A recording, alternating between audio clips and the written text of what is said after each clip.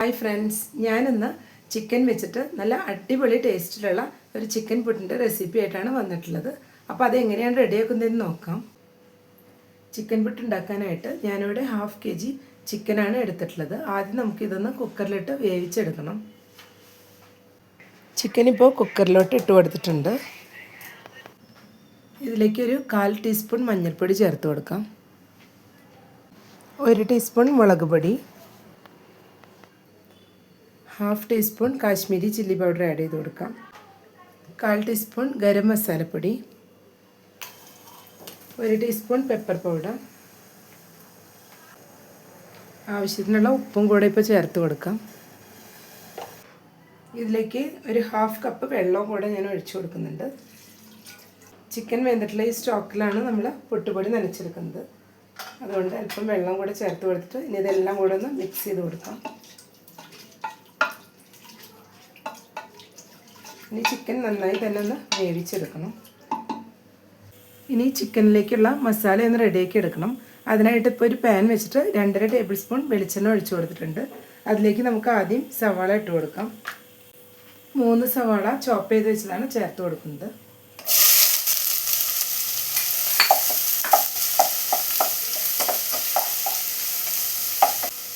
നമുക്ക് ഇതിലോട്ട് അല്പം ഉപ്പ് കൂടെ ചേർത്ത് കൊടുക്കാം. ചിക്കനിൽ ഓൾറെഡി ഉപ്പ് ചേർത്തതാണ്. ഇതിലേക്കുള്ള ഒരല്പം ഉപ്പ് മാത്രം ഇപ്പോൾ ചേർത്ത് കൊടുത്താൽ മതിയാവും.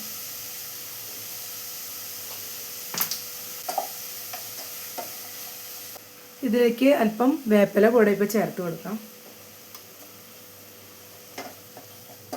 ഇനി നമ്മൾ സവാള നല്ല ഗോൾഡൻ ബ്രൗൺ കളറാവുന്ന വരെ വഴറ്റിയെടുക്കണം.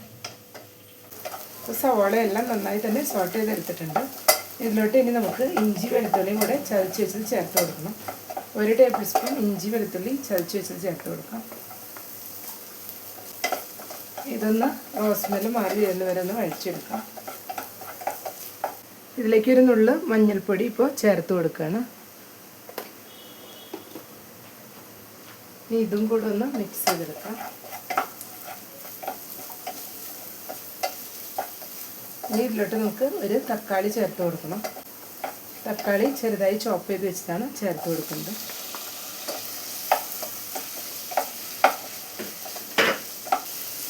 ഈ തക്കാളി നന്നായിട്ടൊന്ന് വഴറ്റിയെടുക്കാം. ഇപ്പോൾ തക്കാളി നന്നായി വഴറ്റിയെടുത്തിട്ടുണ്ട്. ഈ സമയം നമുക്ക് ഇതിലോട്ട് 1 ടീസ്പൂൺ മല്ലിപ്പൊടി ചേർത്ത് കൊടുക്കാം. 1/2 ടീസ്പൂൺ മുളക് പൊടി കൂടെ ചേർത്ത് കൊടുക്കുകയാണ്.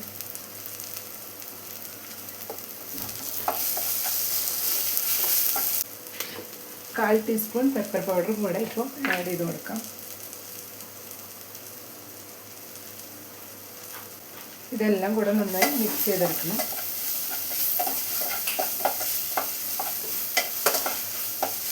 അപ്പോൾ എല്ലാം കൂടെ നന്നായി വഴറ്റിയെടുത്തിട്ടുണ്ട്. പൊടികളുടെ റോസ്മെല്ലും എല്ലാം ഒന്ന് മാറി വന്നിട്ടുണ്ട്.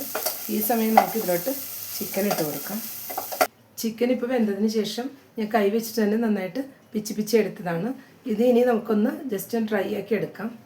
അതിനായിട്ട് ഒരു പാൻ വെച്ചിട്ട് ഒരു 1.5 ടേബിൾ സ്പൂൺ വെളിച്ചെണ്ണ ഒഴിച്ചു കൊടുത്തിട്ടുണ്ട്. അതിലോട്ട് ചിക്കൻ ഇട്ട് കൊടുക്കണം.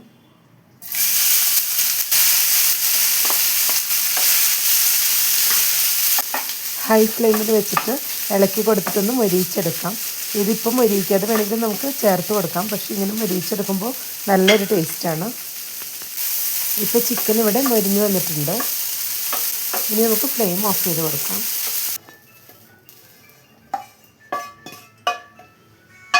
ചിക്കൻ നമ്മൾ സവാള വഴറ്റിയതിലേക്ക് ഇട്ട് കൊടുത്തിട്ടുണ്ട്.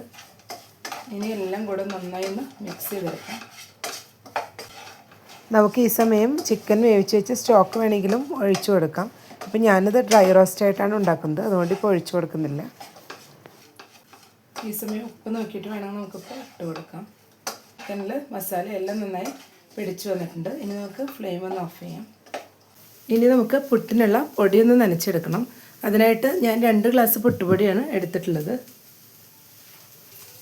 ഇതിലേക്ക് അല്പം തേങ്ങ കൂടെ നമുക്ക് ചേർത്ത് കൊടുക്കാം. ഇനി പുട്ടുപൊടിയിലേക്ക് അല്പം ഉപ്പ് കൂടെ ചേർത്ത് കൊടുക്കണം. നമ്മൾ ചിക്കൻ വേവിച്ച സ്റ്റോക്കിലാണ് ഇതൊന്ന് മിക്സ് ചെയ്തെടുക്കുന്നത്. അതുകൊണ്ട് അതിനും ഉപ്പ് ഓൾറെഡി നമ്മൾ ആഡ് ചെയ്തിട്ടുള്ളതാണ്. അതുകൊണ്ട് തന്നെ സ്വല്പം ഉപ്പ് ഇപ്പോൾ ചേർത്ത് കൊടുത്താൽ മതിയാവും. ആദ്യം നമുക്ക് ഇതെല്ലാം കൂടെ ഒന്ന് മിക്സ് ചെയ്തെടുക്കാം.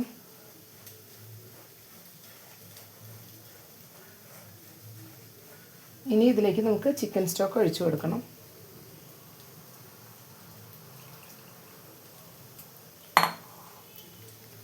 നന്നായി ഒന്ന് മിക്സ് ചെയ്തെടുക്കാം. നമ്മൾ കുറച്ച് കൂടുതൽ വെള്ളത്തിൽ പൊട്ടുപൊടി നനച്ചെടുക്കണം. എന്നിട്ടൊരു 10 മിനിറ്റ് റെസ്റ്റ് ചെയ്യാൻ വെച്ചതിന് ശേഷം നോക്കിയാൽ അത് കറക്റ്റ് സെറ്റായി വന്നിട്ടുണ്ടാവും. നമുക്കിത് അല്പം നേരം ഒന്ന് മൂടി വെച്ച് കൊടുക്കാം.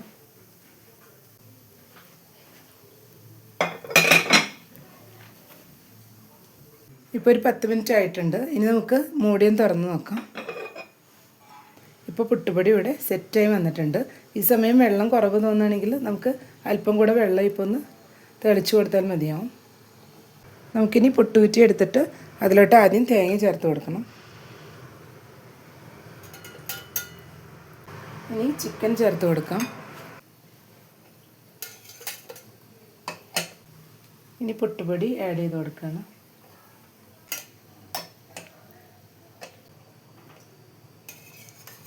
ഇതധികം പ്രസ് ചെയ്ത് കൊടുക്കാതെ തന്നെ നമ്മൾ ഇട്ട് കൊടുക്കണം.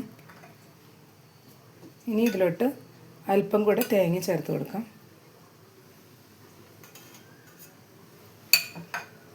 കുറച്ചുകൂടെ ചിക്കനും കൂടെ ചേർത്ത് കൊടുക്കണം.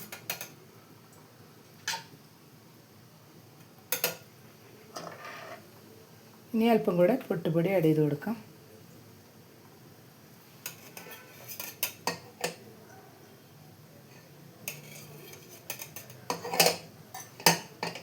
ഇനി അല്പം ചിക്കൻ ആഡ് ചെയ്ത് കൊടുക്കാം.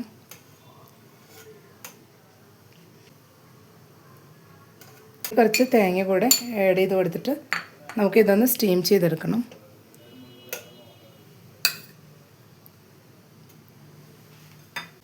ഇനി നമുക്കിതൊന്ന് സ്റ്റീം ചെയ്തെടുക്കണം. ഇപ്പോൾ പുട്ട് ഇവിടെ സ്റ്റീം ചെയ്തെടുത്തിട്ടുണ്ട്. ഇനി നമുക്കിതൊരു പാത്രത്തിലോട്ട് മാറ്റാം.